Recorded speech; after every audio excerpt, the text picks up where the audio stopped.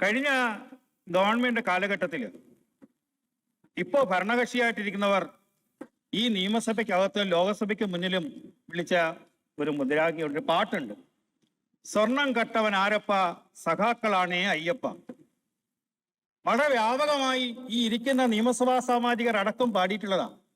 പക്ഷെ ഒരു നയപ്രഖ്യാപന പ്രസംഗം അവതരിപ്പിക്കപ്പെട്ടപ്പോൾ എന്താണോ പ്രതിപക്ഷത്തിരുന്നപ്പോൾ അവർ ഉന്നയിക്കപ്പെട്ടത്, അത് ഭരണകക്ഷിയായി മാറിയപ്പോൾ അതിനെ സംബന്ധിച്ച് ഒരു നിലപാടും, കേരളം കണ്ട ഏറ്റവും വലിയ കൊള്ള, കേരളത്തിലെ ഭക്തജനങ്ങളുടെ മനസ്സിനെ വേദനിപ്പിച്ച ആ സംഭവത്തെ സംബന്ധിച്ച് ഒരു വാചകം ആ നയപ്രഖ്യാപന പ്രസംഗത്തിൽ ഇല്ല എന്നുള്ളത് ഏറെ ശ്രദ്ധിക്കപ്പെടേണ്ടതാണ്.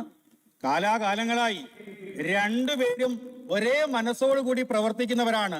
ആരോപണ പ്രത്യാരോപണങ്ങൾ നടത്തും, പക്ഷേ തെളിയിക്കാനുള്ള ഭരണപരമായ ഉത്തരവാദിത്വം ഇവിടെയും കാണിക്കുന്നില്ല എന്നാണ് ഇത് സൂചിപ്പിക്കുന്നത്.